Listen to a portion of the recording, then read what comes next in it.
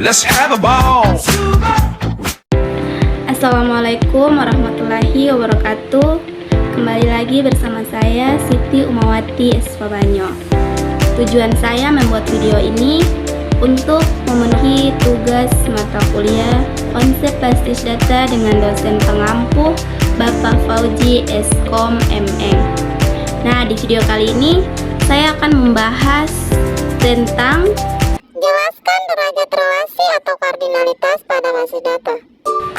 Kardinalitas atau derajat relasi pada basis data, yaitu menunjukkan jumlah maksimum entitas yang dapat berelasi dengan entitas pada himpunan entitas yang lain. Kardinalitas relasi merujuk kepada hubungan maksimum yang terjadi dari himpunan entitas yang satu ke himpunan entitas yang lain, dan begitu juga sebaliknya.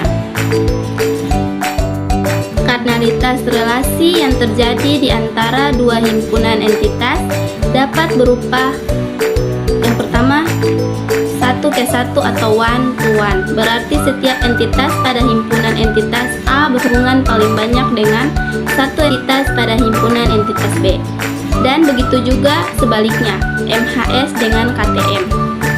Yang kedua, 1:banyak atau 1-to-many, berarti setiap entitas pada himpunan entitas A dapat berhubungan dengan banyak entitas pada himpunan entitas B, tetapi tidak sebaliknya. Contoh, MHS dengan MTK. Yang ketiga, banyak ke satu atau many to one, berarti setiap entitas pada himpunan entitas A berhubungan dengan paling banyak satu entitas pada himpunan entitas B, tetapi tidak sebaliknya. Contoh, MTK dengan dosen. Yang keempat, banyak to banyak atau many to many, berarti setiap entitas pada himpunan entitas A dapat berhubungan dengan banyak entitas pada himpunan entitas B. Dan demikian juga sebaliknya. Contoh, produk dengan konsumen. Diagram Entity Relationship atau ERD. Model ERD berisi komponen-komponen himpunan entitas dan himpunan relasi yang masing-masing dilengkapi dengan atribut-atribut yang mempresentasikan seluruh fakta. Notasi atau simbol yang sering digunakan adalah notasi. Yang pertama, entitas. Entitas adalah suatu objek yang dapat didefinisikan dalam lingkungan pemakaian. Notasi. Yang kedua, relasi. Keterangannya, relasi menunjukkan adanya hubungan antara sejumlah entitas yang berbeda. Notasi atribut. Atribut berfungsi mendeskripsikan entitas. Atribut yang berfungsi sebagai key diberi garis bawah. Notasi garis. Garis sebagai penghubung antar relasi dan entitas atau relasi dan entitas atribut. Contoh kasus one-to-one yaitu ketika seorang dosen menjadi ketua jurusan dari satu jurusan yang ada di suatu kampus. Contoh kasus one-to-many yaitu ketika seorang dosen mengajar 2 atau 3 mata kuliah. Yang ketiga, contoh kasus many-to-many yaitu ketika banyak mahasiswa mengambil atau mengontrak banyak mata kuliah.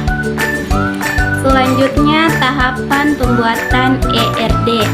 Yang pertama, tahapan pembuatan diagram ER awal preliminary design, yaitu mengidentifikasi dan menetapkan seluruh himpunan entitas yang akan terlibat menentukan atribut-atribut dari masing-masing himpunan entitas.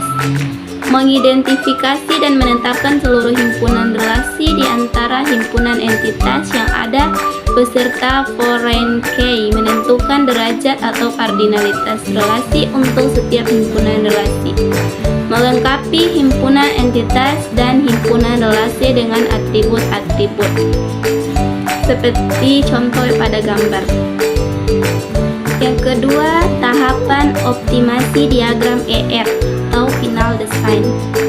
Yang ketiga, ERD dengan data diksionari atau kamus data. Kamus data terisi daftar atribut yang diapit kurung kurawal, dan atribut yang berfungsi sebagai key juga dibedakan dengan yang bukan key dengan menggarisbawahi atribut tersebut.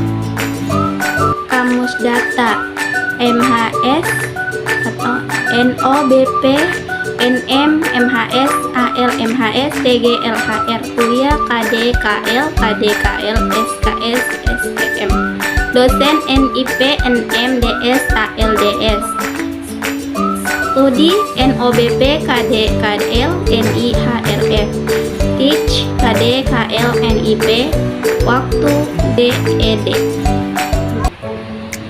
Itu saja penjelasan dari saya. Lebih dan kurangnya saya mohon maaf.